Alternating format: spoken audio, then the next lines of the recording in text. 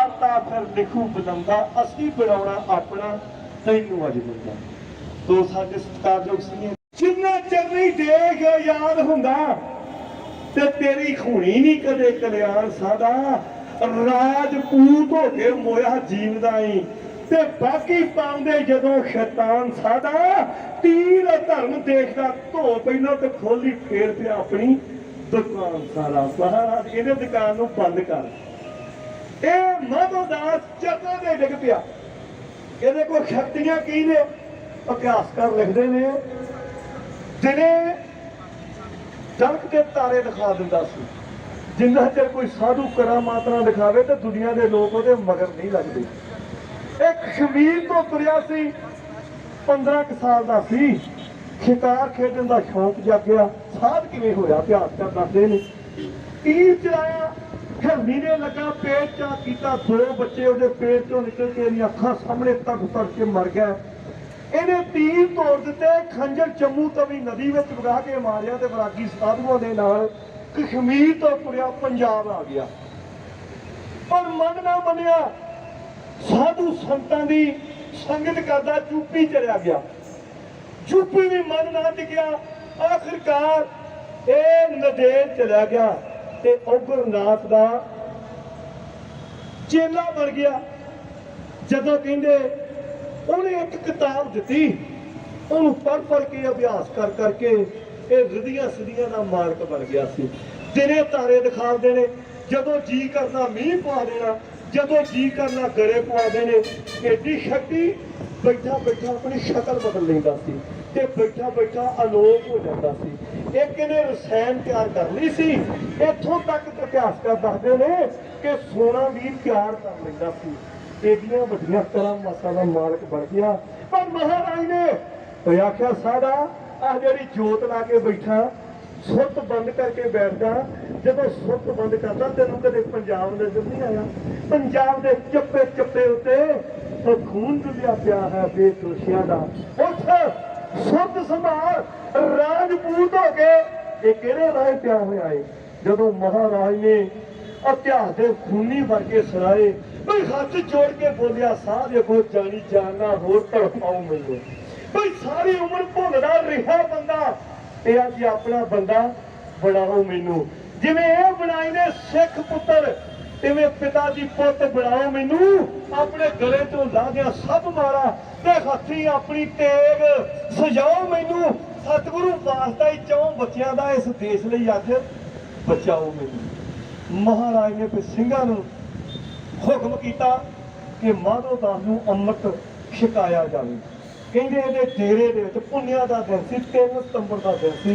अमृत तैयार किया गया। पहला इहदे पिंडे तो बपूती लाती जड़ावां खोल दित्तियां गईयां। जिथे लंगोट लगा सी महाराज ने कशहरा बख्शिश कर दिता। और जड़ावां नूं साफ करने वास्ते जदों केस धोते ते केसां नूं साफ करने वास्ते कंघा बख्शिश कर दिता। ककार बख्शिश कर दिते। अमृत छका के इहदा नाम माधोदास तो कोई बंदा सिंह बहादुर रख दिता गया। ये महाराज कहते हो तू रोज साडे डेरे विच चल के आना। याद रखियो महाराज नदेड़ साहब की धरती से कोई बहुत लंबा समा नहीं रही। जे फिगर नोट करिए तो 1 महीना के 5 दिन ही महाराज उत्थे रुके ने। 3 सितंबर 1708 को पुजे सी। अगे जिक्र करांगा कि महाराज सचखंड प्याला कदों कीता। लो महाराज ने गदावरी के कंधे ते तंबू ला दिते खेमे ला दिते। उधर हिंदुस्तान का बादशाह मंजिला तय करता बहादुर शाह यह भी नदेड़ पुज गया। ये बगावत नूं दबाउण वास्ते जयपुर जोधपुर तो हुंदा होया दखन की बगावत दबावा होया नदेड़ पुज गया। पर महाराज ने इनू तख्त लैके दिता सी दिल्ली का। हिंदुस्तान का बादशाह बनाया सी। इसदी मदद की सी और औरंगजेब का पुत्र सी। ते औरंगजेब 3 मार्च 1707 नूं महाराज नाल दी मुलाकात नहीं हुई। महाराज ने चिट्ठी लिखी ते चिट्ठी दे विच खरियां खरियां और चिट्ठी 110 शेरां दी सी जिहनूं आपां जफरनामा आखदे आ। और कहंदे चिट्ठी पढ़ के हिंदुस्तान का बादशाह इहदी रूह कम गई ते चिट्ठी पढ़ के इहदी मौत हो गई। पर कहंदे चिट्ठी पढ़न तो पहला इहने 3 चिट्ठियां लिखियां सी। सूबे सरहद नूं चिट्ठी लिखी कि हुण गुरु गोबिंद सिंह के उत्ते कोई हमला ना कीता जावे। लाहौर के सूबेदार जबरदस्त खान नूं चिट्ठी लिखी कि शाही खजाने विचों खर्चा दिता जाएगा, महाराज नूं इधर दखल लिआंदा जावे। ते एक चिट्ठी महाराज नूं गुरु गोबिंद सिंह महाराज नूं लिखी सी कि तुसीं इधर आओ, मैं इंसाफ करांगा। पर महाराज ने चाले पाए, कदों पाए 20 अक्तूबर 1706 नूं। अजे रस्ते में तुसीं 3 मार्च 1707 नूं हिंदुस्तान के बादशाह की मौत हो गई। ये पुत्रां दे विच तख्त की प्राप्ति वास्ते फिर कहंदे तलवार खड़की, बहादुर शाह आया। इहने महाराज दे कोलों मदद मंगी ते महाराज ने बहादुर शाह की मदद की। 18 जून वाले दिन जेजो के स्थान से घमसान का जंग होया। बहादुर शाह ते तारा आजम की टक्कर हुई। तारा आजम मारिया गया। बहादुर शाह नूं हिंदुस्तान का बादशाह डिकलेयर कर दिता गया। 19 जून 1707 नूं बहादुर शाह तख्त ते बैठा। इहने आख्या महाराज नूं सत्कार दे नाल आगरे दे किले विच लिआंदा जावे। महाराज कहंदे 2 अगस्त वाले दिन आगरे दे किले विच आवांगे। महाराज 2 अगस्त वाले दिन बहादुर शाह नूं मिलण वास्ते आगरे दे किले विच गए। जदों महाराज पुजे ने, घोड़े ते सवार होके गए ने, बादशाह गेट उत्ते लैण वास्ते आया। मखमली सेजा फुल्लां दी बरखा की गई, की तोपां दी सलामी दी गई।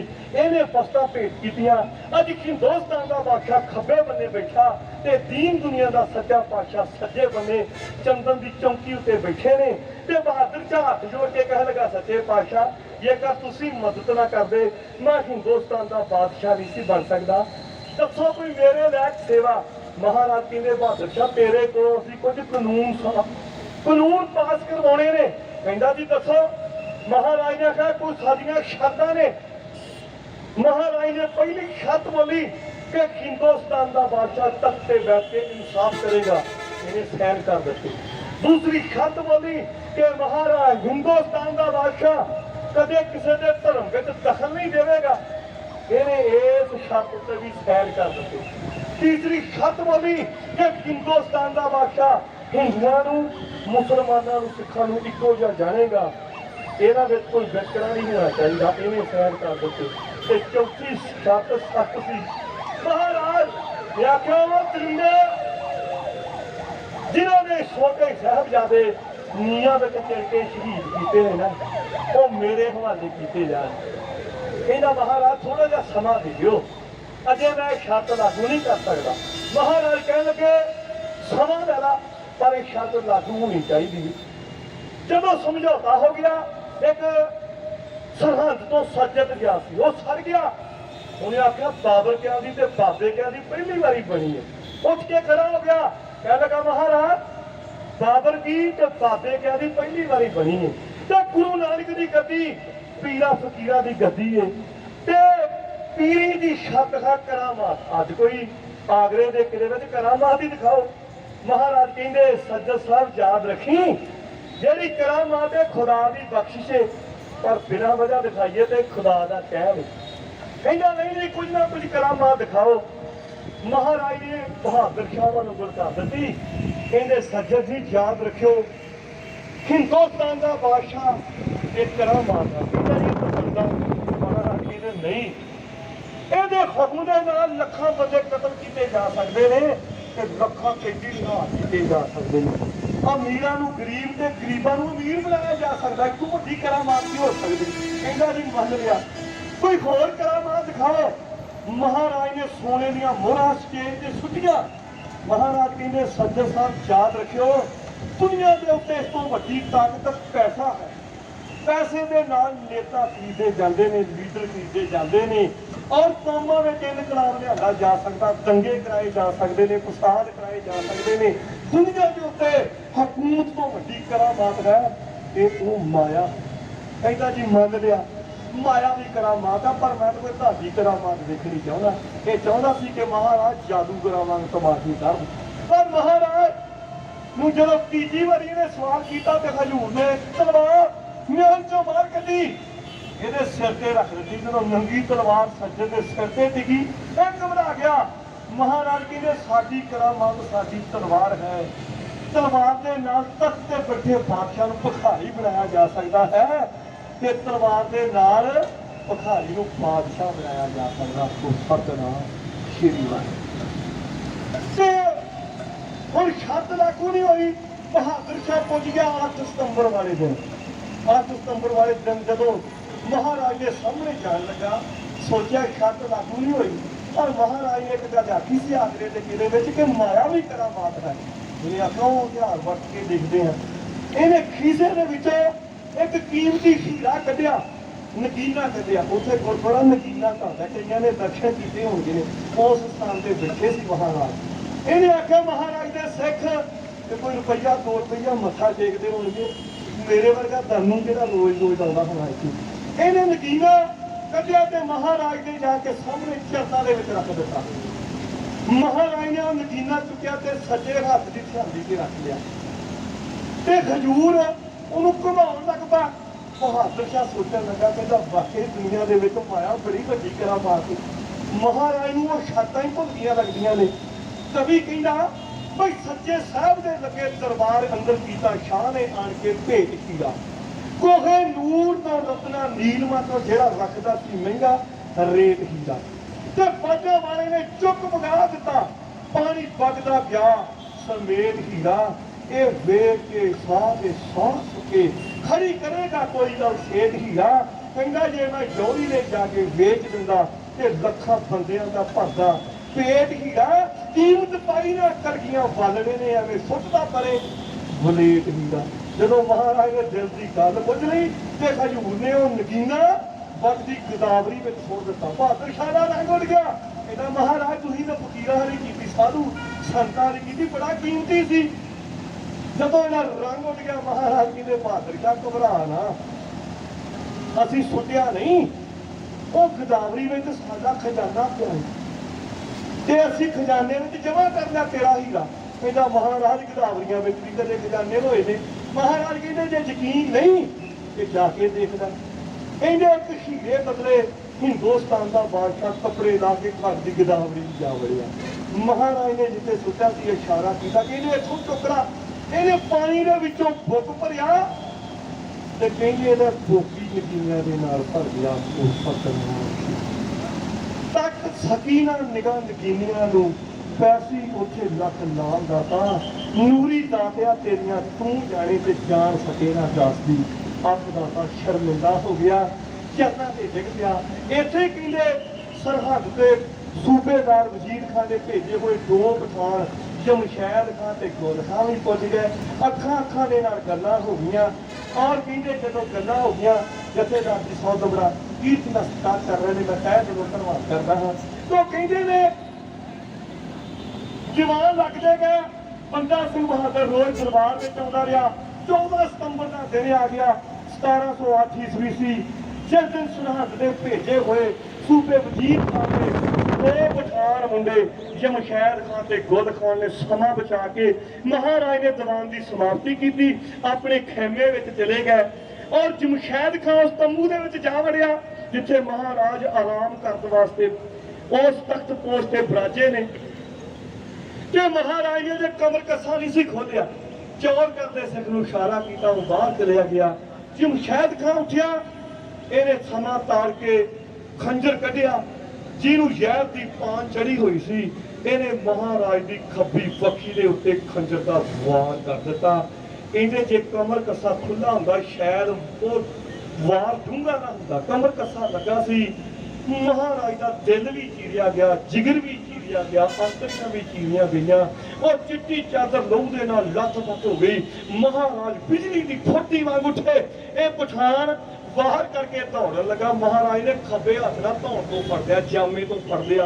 ਉਹ ਸਰਾਣੇ ਵੱਲ ਪਈ ਤਲਵਾਰ ਚੱਕੀ। ਮਹਾਰਾਜ ਵਾਰ ਕਰਨ ਲੱਗੇ। ਇਹਦੇ ਪੱਲ ਤੋਂ ਪੱਲ ਨਹੀਂ ਰੁਕਿਆ। ਕਿਉਂ? ਡਾਕਟਰ ਵੀਰ ਸਿੰਘ ਜੀ ਲਿਖਦੇ ਨੇ ਮਹਾਰਾਜ ਨੇ ਤੱਕਿਆ ਕਿ ਪਠਾਨ ਦੇ 2 ਵਿਸ਼ਵਾਸ ਬਾਕੀ ਰਹਿ ਗਏ, ਇਹਦੇ ਦੁਨੀਆ ਤੋਂ ਅਵਗਤਾ ਹੀ ਨਾ ਤੁਰ ਜਵੇ। ਤੇ ਜਦੋਂ 2 ਪਲ ਬੀਤ ਗਏ ਤੇ ਮਹਾਰਾਜ ਨੇ ਜਮਸ਼ੈਦ ਖਾਨ ਦੀ ਧੌਣ ਤੇ ਜਦੋਂ ਤਲਵਾਰ ਦਾ ਵਾਰ ਕੀਤਾ, ਕਹਿੰਦਾ ਹਾਏ ਅੰਮਾ। ਮਹਾਰਾਜ ਕਹਿੰਦੇ ਜਮਸ਼ੈਦ ਖਾਨ ਹੁਣ ਤੇ ਵਕਤੇ ਆਖਰ ਹੈ, ਅੰਮਾ ਨਹੀਂ ਅੱਲਾ ਨੂੰ ਯਾਦ ਕਰ। ਇਹਦੇ ਮੂੰਹੋਂ ਨਿਕਲਿਆ ਅੱਲਾ।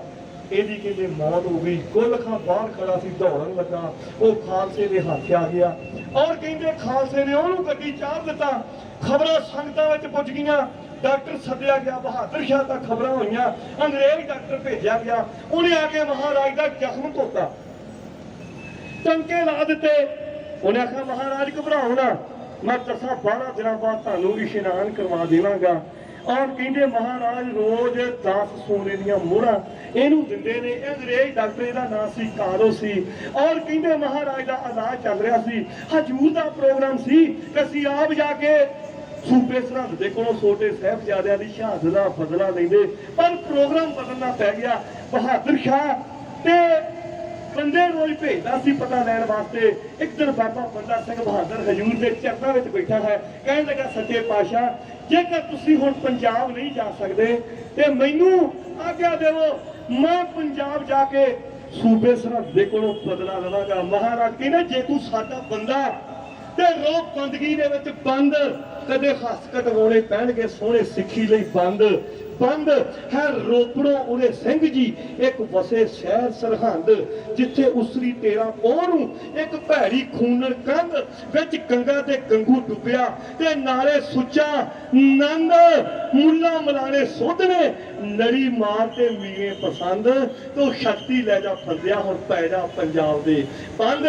ਮਹਾਰਾਜ ਨੇ ਇੱਕ ਨਗਾਰਾ, ਇੱਕ ਝੰਡਾ, 5 ਤੀਰ ਤੇ 20 ਸਿੰਘਾਂ ਦਾ ਜਥਾ ਦੇ ਕੇ ਪੰਜਾਬ ਦੇ ਲੋਕਾਂ ਨੂੰ ਚਿੱਠੀਆਂ ਲਿਖ ਦਿੱਤੀਆਂ।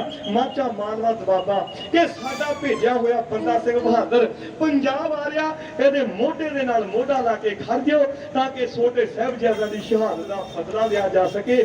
ਔਰ 26 ਸਤੰਬਰ ਵਾਲੇ ਦਿਨ ਮਹਾਰਾਜ ਦੇ ਕਹਿੰਦੇ ਉਹ ਟਾਂਕੇ ਖੋਲ ਦਿੱਤੇ ਗਏ, ਇਸ਼ਨਾਨ ਕਰਵਾ ਦਿੱਤਾ ਗਿਆ। ਪਰ ਮਹਾਰਾਜ ਨੇ ਥਾਪੜਾ ਦੇ ਕੇ ਬਾਬਾ ਬੰਦਾ ਸਿੰਘ ਬਹਾਦਰ ਨੂੰ ਪੰਜਾਬ ਨੂੰ ਰਵਾਨਾ ਕਰ ਦਿੱਤਾ ਸੀ। ਕਵੀ ਕਹਿੰਦਾ ਮੈਂ ਕੋਈ ਆਗਿਆ ਪਾਨ ਦੇਰ ਤੋਂ ਫਿਰ ਬੰਦਾ ਚੜਿਆ ਔਰ ਰੋਹ ਵਿੱਚ ਦੱਖਣ ਦੇਸ਼ ਤੋਂ ਹਰ ਵਾਂਗੂ ਹੜਿਆ। ਉਹ ਆਉਂਦਾ ਵੱਲ ਪੰਜਾਬ ਦੇ ਨਾਲ ਰਾਹ ਵਿੱਚ ਖੜਿਆ। ਬਈ 2-3 ਵਾਰ ਸਰਹੰਦ ਤੋਂ ਉਹ ਪਿੱਛੇ ਲੜਿਆ। ਜਦ ਆਪ ਆਪਣ ਸਰਹੰਦ ਦੀ ਧਰਤੀ ਤੇ ਵੜਿਆ, ਹੁਣ ਚੇਤਾ ਜ਼ਾਲਮ ਖਾਨ ਦਾ ਸੱਪ ਸੀਨੇ ਲੜਿਆ। ਉਹ ਵੱਟ ਮੁੱਛਾਂ ਨੂੰ ਚਾੜਦਾ ਗੁੱਸੇ ਵਿੱਚ ਸੜਿਆ। ਉਹਦਾ ਸਾਰਾ ਜਿਸਮ ਕ੍ਰੋਧ ਨਾਲ ਦੁੱਧ ਵਾਂਗੂ ਕਰਿਆ ਤੇ ਸਿੰਘ ਬੁਲਾ ਕੇ ਸੂਰਮੇ ਹੱਥ ਕਾਗਜ਼ ਫੜਿਆ। ਮੈਂ ਪਿੱਛੇ ਦੂਰ ਸਰਹੰਦ ਤੋਂ ਲਿਖਦਾ ਪਰਵਾਨਾ, ਮੈਂ ਬੰਦਾ ਦਸਵੇਂ ਗੁਰਾਂ ਦਾ ਗੱਲ ਸੁਣ ਲੈ ਖਾਨਾ। ਮੈਂ ਵੈਰ ਲੈਣ ਲਈ ਆ ਗਿਆ, ਰੱਖ ਤਲੀ ਤੇ ਜਾਨਾ, ਉਹ ਤੇਰਾ ਕੀ ਵਿਗਾੜਿਆ। ਮਾਸੂਮ ਨਤਾਨਾ ਤੇ ਚਿਣਕੇ ਮਾਰੇ ਨੀਆਂ ਵਿੱਚ ਪਾਪੀ ਸੁਲਤਾਨਾ। ਉਹ ਤੂੰ ਹੀ ਉਸੇ ਮੌਤ ਦਾ ਹੱਥ ਬੰਨ ਲੈ ਕਾਨਾ। ਉਹ ਚੱਲਣੀਆਂ ਤੇਰੇ ਸੀਸ ਤੇ ਉਹੀ ਕਿਰਪਾਨਾ। ਦੇਖਦਾ ਤੇਰੇ ਬਚਨ ਦਾ ਨਾ ਕੋਈ ਸੋਚ ਬਹਾਨਾ ਤੇ ਸਿੰਘ ਆ ਕੇ ਬਣ ਕੇ ਜੋਗਣਾ ਖਾਵਣਗੇ ਜਾਨਾ। ਹੋ ਕੇ ਵੀਰ ਆਸਨ ਲੈ ਕੇ ਕੋਰਾ ਕਾਗਜ਼ ਮੈਂ ਕਰਕੇ ਗੁਰੂ ਗੋਬਿੰਦ ਸਿੰਘ ਮਹਾਰਾਜ ਨੂੰ ਯਾਦ ਛੱਡ ਕੇ ਬੋਲੇ ਸੁਨਹਾਰ ਸਤਿ ਸ੍ਰੀ ਅਕਾਲ ਦਾ ਜਕਾਰਾ। ਬਾਬਾ ਬੰਦਾ ਸਿੰਘ ਬਹਾਦਰ ਸੂਬੇ ਸਰਹੰਦ ਤੇ ਚਿੱਠੀ ਲਿਖਦਾ ਬਰੋਰ।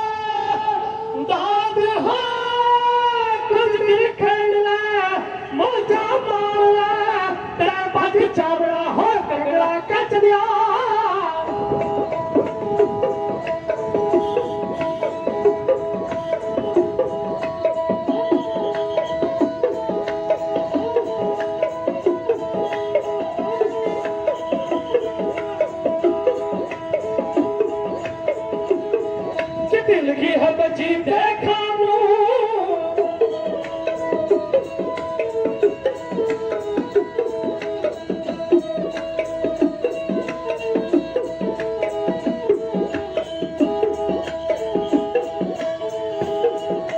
लिखी है बची देखा बंदा सिंह ने होया सरवीर मैनू गुरु दशमेश जी ने भेजा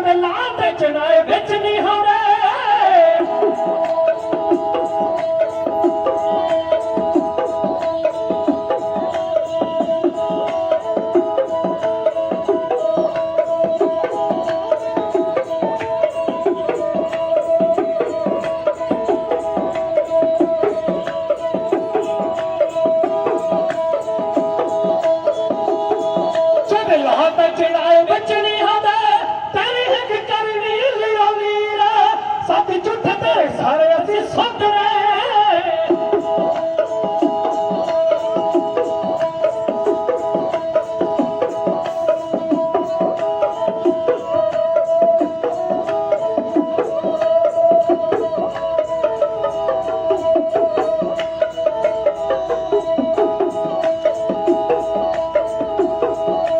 ਝੂਠੇ ਤੇਰੇ ਸਾਰੇ ਅਸੀਂ ਸੁੱਧਰੇ ਤਿੱਖੀ ਹੱਥ ਨਾਲ ਫੇ ਸ਼ਮਸ਼ੀਰ ਮੇਰੀ ਸੇਵਾ ਦਾ ਜੋ ਰਹੇਗਾ ਨਾ ਸਖਣਾ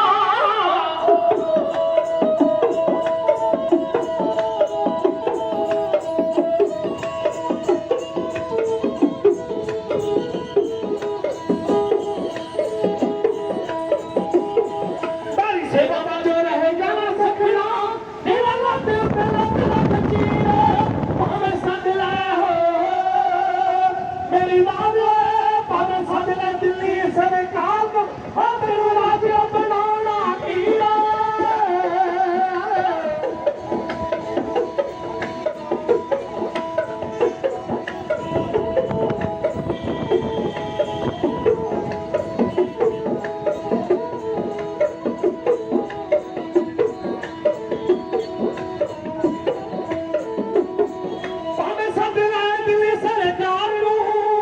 ਸੱਦ ਲੈ ਦਿੱਲੀ ਸਰਕਾਰ ਨੂੰ ਹੋ ਤੈਨੂੰ ਰਾਜਾ ਬਣਾਉਣਾ ਕੀੜਾ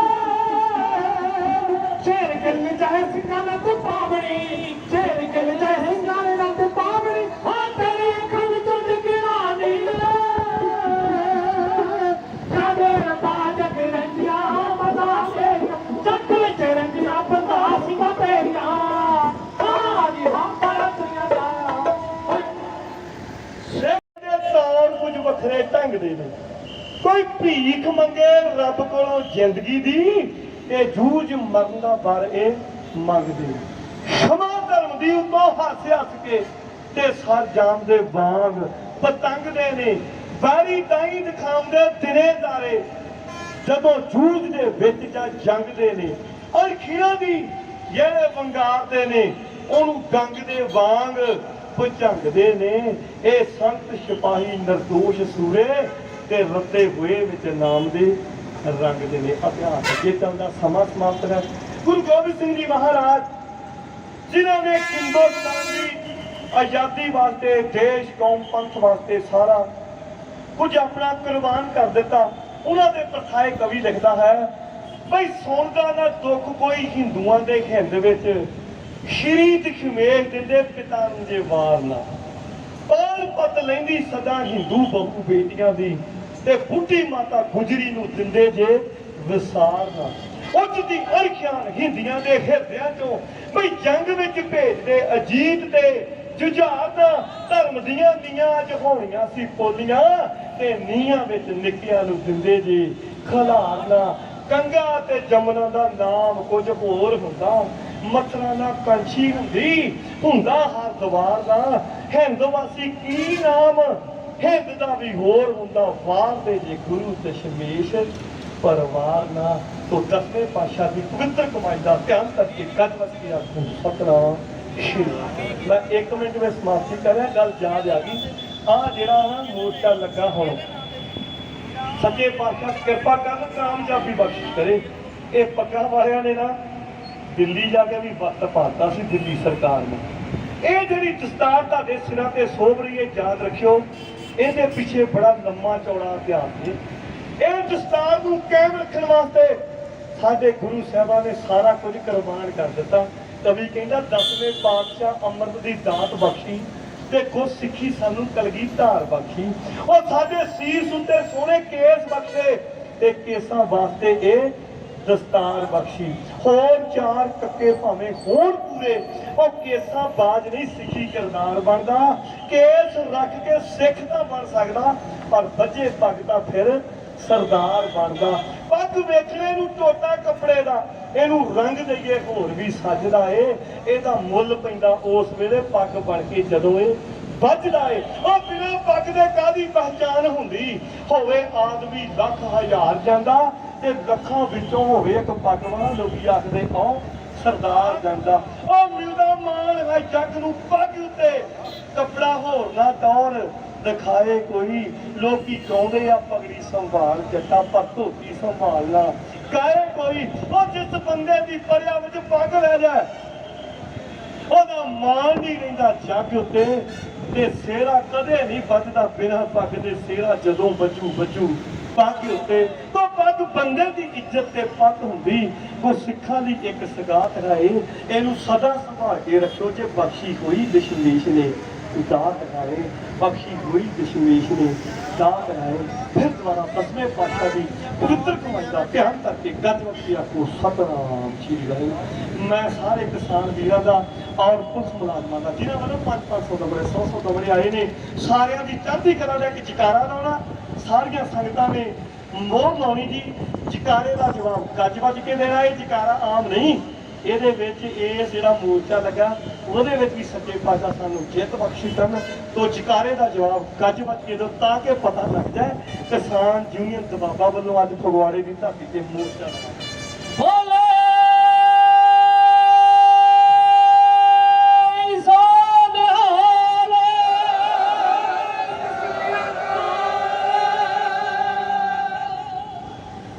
किसान मजदूर एकता जिंदाबाद जिंदा है तो जिंदाबाद सदा रहेगी। तो समूह सिख संगतां का बहुत बहुत धन्यवाद। सेवक ढाडी जत्था जो आप जी की खिदमत में सेवा कर रहा सी।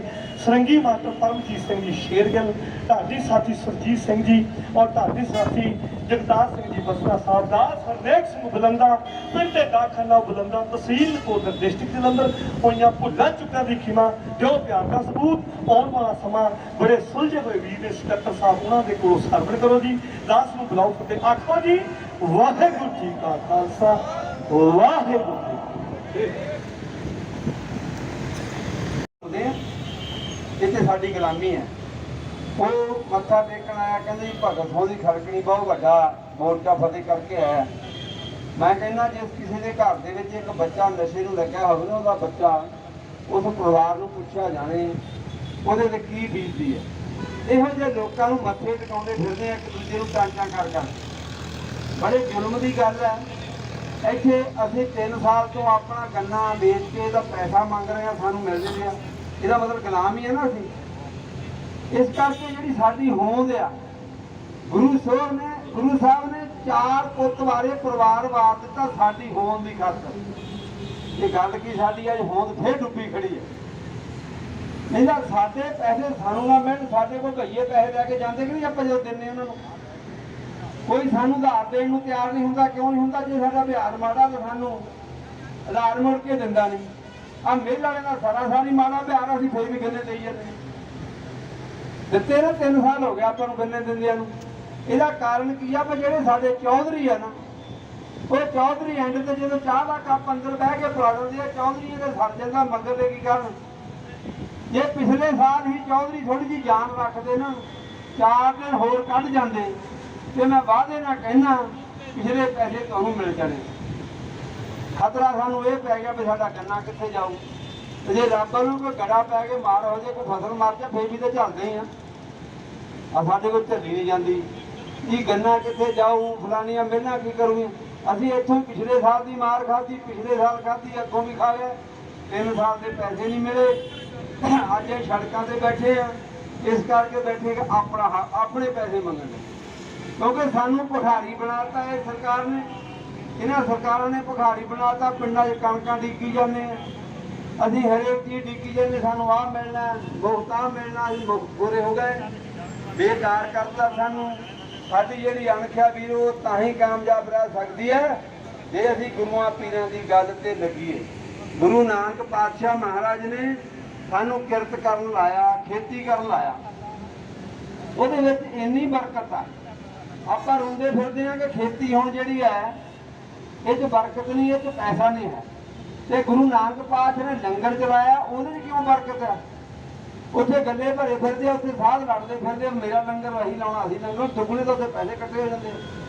ਇਹ ਖੇਤੀ ਬਾਬੇ ਨਾਨਕ ਨੇ ਚਲਾਈ ਇਹ 'ਚ ਕਿਉਂ ਨਹੀਂ ਪੈਸੇ ਇਕੱਠੇ ਹੁੰਦੇ? ਅਸੀਂ ਇੱਕ ਦੂਜੇ ਤੋਂ ਮੋਹਰੇ ਹੋ ਦੌੜ ਕੇ ਆਪਾਂ ਨੁਕਸਾਨ ਕਰਦੇ ਹਾਂ। ਸਾਨੂੰ ਆਪਣੀ ਦੌੜ ਲੱਗੀ ਆ ਅਸੀਂ ਦੂਜੇ ਨੂੰ ਦੇਖਦੇ ਨਹੀਂ। ਜੇ ਸਾਰੇ ਇਕੱਠੇ ਹੋ ਕੇ ਤੁਰੀਏ ਤੇ ਵੀਰੋ ਕਦੇ ਘਾਟ ਨਹੀਂ ਆਉਂਦੀ ਹੈਗੀ। ਆੜ ਸਿਰਫ ਇਸੇ ਕਰਦੀ ਹੈ ਕਿ ਸਾਡੀ ਆਪੋ ਆਪਣੀ ਜਿਹੜੀ ਦੌੜ ਹੈ ਉਹੀ ਸਾਨੂੰ ਥੱਲੇ ਲਾਈ ਜਾਂਦੀ ਹੈ। ਸੋ ਮੈਂ ਇਹ ਗੱਲ ਕਹਿਣੀ ਚਾਹੁੰਦਾ ਕਿ ਆਪਾਂ ਨੂੰ ਜਿੰਨਾ ਚਿਰ ਆਪਾਂ ਇੱਕ ਮੁੱਠ ਨਹੀਂ ਹੁੰਦੇ, ਅਸੀਂ ਚੋਰਾਂ ਨੂੰ ਪਛਾਣਾਂਗੇ ਕਦੋਂ? 76 ਸਾਲ ਹੋ ਗਏ। ਆ ਮੋਦੀ ਸਾਹਿਬ ਨੇ ਹੁਣ ਕੀ ਕੀਤਾ ਹੈ, ਇਹ ਸਾਨੂੰ ਪਰਖਦੇ ਰਹਿੰਦੇ ਆ। ਇਹ ਲੋਕ ਸਾਨੂੰ ਪਰਖਦੇ ਕਰਕੇ ਆ ਹੁਣ ਝੰਡਾ ਦਿੰਦੇ ਸੀ, ਕਹਿੰਦੇ ਜੀ ਇਹ ਝੰਡਾ ਲਓ 25 ਰੁਪਏ ਦਾ। ਉਹ ਕਿਸੇ ਕੋਲ ਰਾਸ਼ਨ ਕਾਰਡ ਕੱਢ ਦਿਆਂਗੇ, ਤੈਨੂੰ ਆਹ ਨਹੀਂ ਮਿਲਣਾ ਜੇ ਝੰਡਾ ਨਾ ਖਰੀਦਿਆ। ਉਹਨੂੰ ਬੰਦਾ ਪੁੱਛੇ ਕਿ ਕੋਈ 25 ਰੁਪਏ ਹੋਵੇ ਤੇ ਨਿਆਣਿਆਂ ਵਾਲੀ ਖੰਡ ਪੱਤੀ ਨਾ ਖਰੀਦੇ। ਜ਼ਬਰਦਸਤੀ ਉਹਨੂੰ ਲੋਕਾਂ ਨੂੰ ਇਹ ਝੰਡੇ ਦੇ ਰਹੇ ਤੇ ਸਾਡੇ ਬੁੱਧ ਦੇ ਲੋਕਾਂ ਨੇ ਉਹ ਝੰਡੇ ਲਾਏ ਵੀ ਆਪਣੇ ਕੋਲ। ਇਹ ਜੀ ਭਾਰਤ ਦਾ ਝੰਡਾ। ਇਸ ਭਾਰਤ ਦੇ ਵਿੱਚ ਮਹਾਰਾਜਾ ਰਣਜੀਤ ਸਿੰਘ ਦੇ ਰਾਜ ਵਿੱਚ ਝੰਡਾ ਨਿਸ਼ਾਨ ਸਾਹਿਬ ਕੇਸਰੀ ਹੁੰਦਾ ਸੀ, ਜਿਹਨੇ ਇੰਨੀ ਦੁਨੀਆ ਤੇ ਰਾਜ ਕੀਤਾ ਸੀ। ਗਰੀਬਾਂ ਦੇ ਘਰਾਂ ਵਿੱਚ ਦਾਣੇ ਆਪਣੇ ਸਿਰ ਤੇ ਰੱਖ ਕੇ ਛੱਡ ਕੇ ਆਉਂਦੇ ਸੀ। ਉਹ ਅਸੀਂ ਝੰਡੇ ਨੂੰ ਕਿਸੇ ਸਰਕਾਰ ਦਿੱਤਾ? ਅਸੀਂ ਹਜੇ ਵੀ ਮੈਂ ਦੇਖਦਾ ਲੋਕਾਂ ਦੇ ਘਰਾਂ 'ਚ ਝੰਡੇ ਆਏ ਆ। ਪਿੱਛੇ ਪਹਿਲਾਂ ਉਹਨਾਂ ਨੇ ਜੇ ਕਰੋਨਾ ਵੇਲੇ ਕਿਹਾ ਵੀ ਕਰੋਨਾ ਦੌਰ 'ਚ ਤੁਸੀਂ ਥਾਲੀਆਂ ਤੇ ਚਮਚੇ ਖੜਾਓ, ਬਹੁਤ ਲੋਕਾਂ ਨੇ ਖੜਕਾਏ ਆ। ਇਹ ਉਹ ਬੋਲਾ ਸੀਗਾ ਜਿਹਨੂੰ ਖੜਾ ਕੇ ਉਹਨਾਂ ਨੇ ਦੌੜ ਜਾਣਾ ਸੀ। ਫਿਰ ਉਹਨਾਂ ਨੇ ਕਿਹਾ ਕਿ ਤੁਸੀਂ ਹੁਣ ਆਪਣੇ ਕੋਠਿਆਂ ਉੱਤੇ ਨਾ ਮੋਮਬੱਤੀਆਂ ਜਗਾਓ। ਫਿਰ ਦੌੜ ਉਦੋਂ ਸਮਝਦੇ ਰਹੇ ਵੀ ਲੋਕ ਮੂਰਖ ਆ, ਮਗਰ ਲੱਗ ਲੋਕ ਆ, ਇਹਨਾਂ ਨੂੰ ਸਮਝਦੇ ਨਹੀਂ। ਇਹ ਕਰੋਨਾ ਦੌਰਾਨ ਲਈ ਹਸਪੀਟਲ ਚਾਹੀਦੇ ਆ, ਡਾਕਟਰ ਚਾਹੀਦੇ, ਤਾਂ ਸਾਰੀਆਂ ਤਾਂ ਮੋਮਬੱਤੀਆਂ ਨਾਲ ਭੁਲਾਉਣ ਲੱਗ ਜਾਂਦੇ ਆ। ਪਿੱਛੋਂ ਅਸੀਂ ਮਾਰ ਖਾਧੀ ਆ। ਜਿੰਨਾ ਚਿਰ ਸਾਧੂਆਂ ਦੀ ਸੰਗਤ ਨਹੀਂ ਆਪਾਂ ਕਰਦੇ, ਸਾਧੂਆਂ ਤੋਂ ਬਲ ਮਿਲਦਾ ਹੈ। ਸਾਧ ਕੀ ਸੰਗਤ ਕਦੇ ਬਿਰਥੀ ਨਹੀਂ ਜਾਂਦੀ। ਦਾਸ ਨੇ ਸਕੂਲ ਤਾਂ ਗਿਆ ਕੋਈ ਨਹੀਂ, ਪਸ਼ੂ ਚਾਰਨ ਦਾ ਬੜਾ ਸ਼ੌਕੀਨ ਸੀ। ਪਸ਼ੂ ਮੇਰੇ ਬਾਪ ਨੇ ਕਹਿਣਾ ਬਹੁਤ ਵਧੀਆ ਮੱਝਾਂ ਰਜਾ ਕੇ ਲਿਆਉਂਦਾ ਬਾਹਰੋਂ। ਲੇਕਿਨ ਸਾਧੂਆਂ ਦੀ ਸੰਗਤ ਕਰਕੇ ਹੀ ਮੈਂ ਮੈਕ ਤੇ ਬੋਲਣ ਲੱਗਾ ਕਿ ਸਾਧੂਆਂ ਦੀ ਬਖਸ਼ ਹੋਈ। ਇਸ ਕਰਕੇ ਪੜ੍ਹਿਆ ਤੇ ਨਾ ਪੜ੍ਹਿਆ ਇੱਕੋ ਜਿਹਾ ਹੁੰਦਾ ਜਦੋਂ ਆਪਾਂ ਗੁਰਬਾਣੀ ਦੇ ਲੜ ਲੱਗ ਜਾਈਏ। ਗੁਰਬਾਣੀ ਇੰਨਾ ਬਲ ਦਿੰਦੀ ਹੈ, ਤਾਕਤ ਦਿੰਦੀ ਹੈ। ਉਹ ਮੇਰੇ ਇਲਾਕੇ ਤੋਂ ਬੰਦੇ ਸੂਣ ਤੋਂ ਵੀ ਆਏ ਹੈ। ਮੇਰੇ ਪਰਿਵਾਰ ਦੇ ਵਿੱਚ ਵੀ ਹਜੇ ਵੀ ਕਾਲੀ ਉਹ ਭੱਜੇ ਫਿਰਦੇ ਆ ਜਿਹੜੇ ਕੱਲ ਵੀ ਉੱਥੇ ਝੋਲੀ ਚੱਕ ਕੇ ਤੁਰੇ ਫਿਰਦੇ ਸੀ ਮਰੀਠੀਏ ਨੂੰ ਮੱਥਾ ਟਿਕਾਉਣ ਲਈ। ਤੇ ਦਾਸ ਨੇ ਜਦੋਂ ਬਗਰਾੜੀ ਦਾ ਕਾਂਡ ਹੋਇਆ ਉਦੋਂ ਹੀ ਉਹਨਾਂ ਕਾਲੀਆਂ ਨੂੰ ਛੱਡ ਦਿੱਤਾ। ਕਦੇ ਅਸੀਂ ਉਹਨਾਂ ਨੂੰ ਮੱਥੇ ਨਹੀਂ ਲਾਉਂਦੇ ਜਿਹੜੇ ਸਾਡੇ ਧਰਮ ਦੇ, ਸਾਡੀ ਸਿੱਖੀ ਦੇ ਏਡੇ ਕਾਤਲ ਲੋਕ ਹੋਣ, ਅਸੀਂ ਉਹਨਾਂ ਨੂੰ ਮੱਥੇ ਟਿਕਾਉਂਦੇ ਫਿਰੀਏ। ਇਹਦਾ ਮਤਲਬ ਅਸੀਂ ਤਾਂ ਹੀ ਸੜਕਾਂ ਤੇ ਬੈਠੇ ਹਾਂ ਤੇ ਅਸੀਂ ਅਜੇ ਤੱਕ ਉਹਨੂੰ ਪਰਖ ਹੀ ਨਹੀਂ ਸਕੇ। ਉਹ ਕੀ ਚੀਜ਼ ਹੈ? ਉਹ ਉਹੀ ਮਜੀਠੀਆ ਜਿੱਦਣ ਕੂਕਾ ਲਹਿਰ ਚੱਲੀ, ਇਹ ਘੱਟੋ ਘੱਟ 75 ਪੰਜਾਬੀਆਂ ਦੀ ਉੱਥੇ ਸ਼ਹੀਦੀ ਪਾਈ। ਜੇ ਉਸ ਵੇਲੇ ਜਲਿਆਂ ਵਾਲੇ ਬਾਗ 'ਚ ਗੋਲੀ ਚੱਲੀ ਤੇ 17,000 ਬੰਦਾ ਮਾਰਿਆ ਗਿਆ ਤੇ 17 ਦਾ 17 ਪੰਜਾਬੀਆਂ ਦਾ। ਅਜੇ ਅਸੀਂ ਭਿਖਾਰੀ, ਜਿੱਥੇ ਸਾਨੂੰ ਇਹ ਕੁਰਬਾਨੀ ਤਾਂ ਦੇਣ ਨੂੰ ਅਸੀਂ ਤਿਆਰ ਹਾਂ, ਆਪਣੀ ਜਾਨ ਵਾਰਨ ਲਈ ਤਿਆਰ ਹਾਂ। ਜੇਕਰ ਰਾਜ ਕਰਨ ਵੇਲੇ ਸਾਡੇ ਜਿਹੜੇ ਆਗੂ ਆ ਉਹ ਭਿਖਾਰੀ ਬਣ ਕੇ ਦਿੱਲੀ ਬਹਿ ਜਾਂਦੇ ਆ, ਅਸੀਂ 85% ਲੋਕ ਉਹਨਾਂ ਦੇ ਥੱਲੇ ਲੱਗੇ ਫਿਰਦੇ ਹਾਂ। ਤਾਂ ਸਾਨੂੰ ਰੱਬ ਨੇ ਦਿਮਾਗ ਜਿਹੜਾ ਨਾ ਉਹ ਸੋਚਣ ਦਾ ਘੱਟ ਵਰਤਣ ਦੇ ਦਿੱਤਾ ਹੈ ਕਰਕੇ ਅਸੀਂ ਸੋਚਦੇ ਨਹੀਂ ਹੈਗੇ। ਫਿਰ ਅਸੀਂ ਆਪਣੀ ਫੂਕ ਫਾਕ ਕੇ ਤੁਰੇ ਫਿਰਦੇ ਹਾਂ। ਜਦੋਂ ਦੇਖ ਲਓ ਜੱਟਾਂ ਨੂੰ ਫੂਕ ਦੇਣ ਦਾ ਢੰਗ ਹੀ ਹੈ, ਕੋਈ ਇਹ ਤੇ ਫਿਲਮ ਕੱਢ ਦਿਓ, ਇਹਦਾ ਜੱਟ ਦਾ ਗੜਾਸਾ, ਜੱਟ ਦੀ ਜ਼ਮੀਨ, ਜੱਟੀ ਫਸਲਾ, ਇਹਨੂੰ ਇੱਦਾਂ ਚਮਲਾ ਚਮਲੂ ਕੇ ਲੋਕੀ ਵਰਤੀ ਜਾਂਦੇ ਆ ਤੇ ਵਰਤ ਨਹੀਂ ਹੋ ਰਹੇ। ਕਿਉਂਕਿ ਅਸੀਂ ਤਾਂ ਫੂਕਦੇ ਜੇ ਹੁਣ ਤੁਸੀਂ ਉਹ ਬਿਲਾਰੀ ਦਾ ਨਾਮ ਲੈ ਕੇ ਸੋਚੋ ਤੁਹਾਡੇ ਤੇ ਪਰਚਾ ਹੋ ਜਾਣਾ। ਤੁਹਾਡਾ ਕੋਈ ਤੁਹਾਨੂੰ ਕਹਿੰਦੇ ਜੱਟ ਤੇ ਮੂਰਖ ਤੇ ਫੌਜੀ ਇੱਕੋ ਹੀ ਗੱਲ ਹੁੰਦੀ ਹੈ, ਤਿੰਨੇ ਚੀਜ਼ਾਂ ਇੱਕੋ ਹੋ ਜਾਂਦੀਆਂ। ਜੇ ਕਿਸੇ ਨੂੰ ਫੌਜੀ ਕਹਿ ਦਿਓ ਸਮਝੋ ਆਪਾਂ ਸੂਈ ਕਹਿਤਾ, ਜੱਟ ਕਹਿ ਦਿਓ ਤੁਹਾਨੂੰ ਠੀਕ ਹੀ ਕਹਿਤਾ ਆਪਾਂ। ਇਹ ਸਾਡੀ ਸੋਚ ਆ। ਜਿੰਨਾ ਚਿਰ ਅਸੀਂ ਇਹਨਾਂ ਸੋਚਾਂ ਨੂੰ ਬਦਲ ਕੇ ਆਪਾਂ ਇੱਕ ਥਾਂ ਨਹੀਂ ਆਉਂਦੇ, ਇੱਕ ਝੰਡੇ ਨਿਸ਼ਾਨ ਕੇਸਰੀ ਸੱਦੇ ਤੇ ਪਹੁੰਚਦੇ, ਇਹਨਾਂ ਪਾਰਟੀਆਂ ਨੇ ਸਾਡਾ ਕੋਈ ਹਾਲ ਨਹੀਂ ਕਰਨਾ। ਜੋ ਕੁਝ ਹੋ ਰਿਹਾ ਤੁਹਾਨੂੰ ਪਤਾ ਹੀ ਹੈ। ਇਹ ਪਹਿਲਾਂ 13 ਮਹੀਨੇ ਦਿੱਲੀ ਲਾਤੇ, ਹੁਣ ਤਾਂ ਗਾਹਾਂ ਤੋਂ ਗਾਹਾਂ ਮੋਰਚੇ ਹੀ ਮੋਰਚੇ। ਬਹੁਤ ਲੋਕੀ ਕਹਿੰਦੇ ਜੀ ਕਿਸਾਨ ਤਾਂ ਫਟਾਫਟ ਮੋਰਚਾ ਲਾ ਕੇ ਬਹਿ ਜਾਂਦੇ ਆ। ਮੈਂ ਸੋਚਦਾ ਵੀ ਸੌਰੀ ਦਿਓ, ਜੇ ਤੁਸੀਂ ਸਾਨੂੰ ਕੁਝ ਸਾਡਾ ਹੱਕ ਦੇ ਦਿਓ, ਅਸੀਂ ਕਾਹਨੂੰ ਮੋਰਚੇ ਲਾਈਏ। ਸਾਡਾ ਸਿਰ ਘੁੰਮਿਆ, ਘਰੋਂ ਮਾਲ ਪਸ਼ੂ ਛੱਡ ਕੇ, ਬੱਚੇ ਪਰਿਵਾਰ ਛੱਡ ਕੇ ਸੜਕਾਂ ਤੇ ਬੈਠੇ ਆ। ਇਸ ਕਰਕੇ ਪਿੱਛੇ ਜੇ ਮੈਂ ਇੱਥੋਂ ਬੱਸ ਤੇ ਸਫ਼ਰ ਕਰ ਰਿਹਾ ਸੀ, ਇੱਕ ਮੈਨੂੰ ਕਨੈਕਟਰ ਕਹਿੰਦਾ ਦੇਖੋ ਕੈਪਟਨ ਦੀ ਕਹਿੰਦਾ ਅਕਲ, ਮੇਰੇ ਕਹਿੰਦਾ 5 ਬੱਚੇ ਆ, 5 ਭੁੱਖੇ ਤੇ ਮੈਨੂੰ ਸਵੇਰੇ ਦੁੱਧ ਨਹੀਂ ਦਿੱਤਾ ਤੇ ਪਹਿਲਾਂ ਪਿਛਲੇ ਪੈਸੇ ਦਿਓ। ਤੇ ਕਹਿੰਦਾ ਇਹਨੇ ਕਿਰਾਇਆ ਫਰੀ ਕਰ ਦਿੱਤਾ ਜੀ, ਕਿਰਾਇਆ ਫਰੀ ਹੋ ਗਿਆ ਬੀਬੀਆਂ ਨੂੰ ਤੇ ਉਹ ਵੋਟਾਂ ਲੈਣ ਲਈ। ਮੇਰੇ 5 ਭੁੱਖੇ ਮਰਨ ਗਏ ਆ, ਉਹ ਇੱਕ ਬੀਬੀ ਨੂੰ ਕਹਿੰਦਾ ਖੁਸ਼ ਕਰਕੇ ਵੋਟ ਜੀ ਕੀ ਫਤਿਹ। ਕਿਤੇ ਜਿਹੜੀ ਜਵਾਨ ਤੇ ਫਤਿਹ ਉਹਦੀ ਬਰਦਾਸ਼ਤ ਨਹੀਂ ਫਤਿਹ। ਤੇ ਗੱਲ ਅਸੀਂ ਉੱਥੋਂ ਹੀ ਕਰਾਂਗੇ ਜਿੱਥੋਂ ਸਾਡੇ ਸਤਿਕਾਰਯੋਗ ਜਥੇਦਾਰ ਸਾਹਿਬ ਛੱਡ ਕੇ ਗਏ ਆ। ਆਜ਼ਾਦੀ 2 ਦਿਨ ਪਹਿਲਾਂ ਪੂਰਾ ਦੇਸ਼ ਹੀ ਆਜ਼ਾਦੀ ਦਾ ਅੰਮ੍ਰਿਤ ਮਹੋਤਸਵ ਮਨਾ ਰਿਹਾ ਸੀਗਾ। ਤੇ ਆਜ਼ਾਦੀ ਕੀ ਆ? ਮੇਰੇ ਖਿਆਲ 'ਚ ਤੇ ਆਜ਼ਾਦੀ ਸ਼ਾਇਦ ਦੇਸ਼ ਦੇ 2 ਅਮੀਰ ਘਰਾਣਿਆਂ ਦੇ ਜਿਹੜਾ ਕੁਰਸੀ ਦਾ ਮੂੰਹ ਸੀਗਾ ਉਹਨੂੰ ਲੈ ਕੇ ਦੇਸ਼ ਨੂੰ ਵੰਡ ਦਿੱਤਾ ਗਿਆ। ਦੇਸ਼ ਤੇ ਵੰਡਿਆ ਗਿਆ, ਪਰ ਜਦੋਂ ਦੇਸ਼ ਵੰਡ ਹੋ ਚੁੱਕਾ ਸੀਗਾ ਉਸ ਤੋਂ ਬਾਅਦ ਜਿਹੜਾ ਸਭ ਤੋਂ ਵੱਡਾ ਚੈਲੰਜ ਸੀਗਾ ਸਰਕਾਰਾਂ ਦੇ ਅੱਗੇ ਉਹ ਇਹ ਸੀਗਾ ਕਿ ਹੁਣ ਦੇਸ਼ ਦੀ ਆਰਥਿਕਤਾ ਕਿਹੜਾ ਅਦਾਰਾ ਦੇਸ਼ ਦੀ ਆਰਥਿਕਤਾ ਨੂੰ ਤੇ ਜਦੋਂ ਸਾਰੇ ਪਾਸੇ ਦੇਖਣ ਤੋਂ ਬਾਅਦ ਕੋਈ ਵੀ ਕਾਰੋਬਾਰ ਇੱਦਾਂ ਦਾ ਨਹੀਂ ਸੀਗਾ ਜਿਹੜਾ ਉਹਨਾਂ ਦਾ ਹੱਥ ਵੱਸ ਚਲੇ ਤੇ ਉਸ ਟਾਈਮ ਤੇ ਇਹਨਾਂ ਇੱਕ ਹੀ ਕਾਰੋਬਾਰ ਸੀ ਜਿਹਨੇ ਦੇਸ਼ ਦੀ ਆਰਥਿਕਤਾ ਨੂੰ 85% ਹਿੱਸਾ ਪਾ ਕੇ ਉਹਨੂੰ ਅੱਗੇ ਲੈ ਕੇ ਗਿਆ, ਉਹ ਸੀਗਾ ਖੇਤੀਬਾੜੀ। ਠੀਕ ਹੈ ਜੀ, ਖੇਤੀਬਾੜੀ ਨੇ 85% ਦਾ ਹਿੱਸਾ ਪਾਇਆ ਸੀਗਾ, ਤਾਂ ਹੀ ਜਾ ਕੇ ਲਾਲ ਬਹਾਦਰ ਸ਼ਾਸਤਰੀ ਜੀ ਨੇ ਨਾਰਾ ਦਿੱਤਾ ਸੀਗਾ ਜੈ ਜਵਾਨ ਜੈ ਕਿਸਾਨ। ਜਿਹੜੀ ਕਿਸਾਨ ਦੀ ਜੈ ਕੀਤੀ ਸੀਗੀ ਉਹਦੇ ਪਿੱਛੇ ਕੋਈ ਉਹਨਾਂ ਦਾ ਕੋਈ ਵੋਟਾਂ ਲੈਣ ਦਾ ਮੋਟਿਵ ਨਹੀਂ ਸੀਗਾ, ਉਹਨਾਂ ਦਾ ਕੋਈ ਪਾਰਟੀ ਦਾ ਨਾਰਾ ਨਹੀਂ ਸੀਗਾ ਕਿ ਜੈ ਕਿਸਾਨ। ਇਹਦੇ ਵਿੱਚ ਇੱਕ ਕਾਰਨ ਸੀਗਾ ਕਿ ਇਹ ਜਵਾਨ ਸਾਡੇ ਫੌਜੀ ਤੇ ਕਿਸਾਨ ਉਹ ਲੋਕ ਨੇ ਜਿਹੜੇ ਹਮੇਸ਼ਾ ਚਾਹੇ ਮੀਂਹ ਹੋਵੇ, ਹਨੇਰੀ ਹੋਵੇ, ਧੁੱਪ ਹੋਵੇ, ਇਹ ਉਹ ਲੋਕ ਨੇ ਜਿਹੜੇ ਹਮੇਸ਼ਾ ਮੈਦਾਨ ਵਿੱਚ ਰਹਿੰਦੇ ਨੇ ਤਾਂ ਜੋ ਦੇਸ਼ ਚੱਲਦਾ ਰਹਿ ਸਕੇ। ਇਹ ਤਾਂ ਬਹੁਤ ਸਾਲ ਪੁਰਾਣੀ ਗੱਲ ਆ, ਸ਼ਾਇਦ 2 ਸਾਲ ਪਹਿਲਾਂ ਦੀ ਗੱਲ ਆ ਜੀ। ਕਰੋਨਾ ਨਾਮ ਦੀ ਬਿਮਾਰੀ ਆਈ ਸੀਗੀ, ਸਾਰੇ ਲੋਕ ਆਪਣੀਆਂ ਜ਼ਿੰਦਗੀਆਂ ਦੇ ਮੋਹ ਦੇ ਵਿੱਚ ਵੱਸ ਕੇ ਘਰਾਂ ਦੇ ਵਿੱਚ ਵੜ ਕੇ ਰਹਿ ਗਏ ਸੀਗੇ। ਪਰ ਉਦੋਂ ਵੀ ਜਦੋਂ ਸਭ ਤੋਂ ਪਹਿਲਾਂ ਸਰਕਾਰ ਨੇ ਕੋਈ ਕਿੱਤੇ ਨੂੰ ਅੱਗੇ ਲੈ ਜਾਣ ਦੀ ਕੋਸ਼ਿਸ਼ ਕੀਤੀ, ਉਹਨਾਂ ਨੇ ਪਹਿਲਾਂ ਇਹੀ ਕਿਹਾ ਸੀਗਾ ਕਿ ਅਨਾਜ ਮੰਡੀਆਂ ਖੋਲ੍ਹ ਦਿਓ, ਕਿਉਂਕਿ ਅਗਰ ਤੁਸੀਂ ਘਰਾਂ ਵਿੱਚ ਵੀ ਲੱਗੇ ਰਹੇ ਹੋ, ਘਰਾਂ ਵਿੱਚ ਵੀ ਰਹਿਣਾ ਹੈ ਤੇ ਤੁਹਾਨੂੰ ਰੋਟੀ ਖਾਣੀ ਬਹੁਤ ਜ਼ਰੂਰੀ ਸੀ। ਇਹ ਉਹੀ ਕਿਸਾਨ ਸੀਗੇ ਜਿਨ੍ਹਾਂ ਨੇ ਬਾਹਰ ਨਿਕਲ ਕੇ ਆਪਣੀ ਖੇਤੀਬਾੜੀ ਨੂੰ ਜਾਰੀ ਰੱਖਿਆ ਤੇ ਤੁਸੀਂ ਸਾਰੇ ਅੰਦਰ ਬਹਿ ਕੇ ਰੋਟੀ ਖਾ ਰਹੇ ਸੀਗੇ। ਸਾਰੇ ਸ਼ੇਅਰ ਕਰਦੇ ਹੋ, ਹੁਣ ਕੱਲੀ ਫਿਲਮ ਹੀ ਨਾ ਬਣਾਈ ਚੱਲਿਓ। 13 ਮਹੀਨੇ ਤੁਸੀਂ ਨੰਗਲ ਵਾਲੇ ਦੇ ਦਾਣੇ ਤਾਂ ਲੈਣ ਜਾਓਗੇ। ਕਮੈਂਟ ਨਹੀਂ ਚਾਹੀਦੀ ਆ। ਜਦੋਂ ਖਜ਼ਾਨੇ 'ਚ ਪੈਸਾ ਹੀ ਨਹੀਂ ਹੈਗਾ ਤੇ ਉਹਦੀ ਕਰਾਂਗੇ ਕੀ, ਬਿੱਲ ਦੇਵਾਂਗੇ ਤਾਂ ਖਜ਼ਾਨੇ 'ਚ ਪੈਸਾ ਹੋਊਗਾ, ਬਿਜਲੀ ਬਣਾਉਣਗੇ ਜਾਂ ਸਾਡੀ ਲਾਈਟ ਠੀਕ ਕਰਨਗੇ, ਪਰ ਖਜ਼ਾਨਾ ਦਾ ਆਪੇ ਖਾਲੀ ਰਹਿਣਾ ਚਾਹੀਦਾ, ਦਿੰਦੇ ਕੁਛ ਨਹੀਂ, ਕਿਉਂਕਿ ਅਸੀਂ ਵੀ ਮੁਫਤਖੋਰੇ ਹੋ ਗਏ। ਅਸੀਂ ਨਹੀਂ ਚਾਹੁੰਦੇ ਵੀ ਅਸੀਂ ਮੁਫਤਖੋਰੇ ਹੋਈਏ।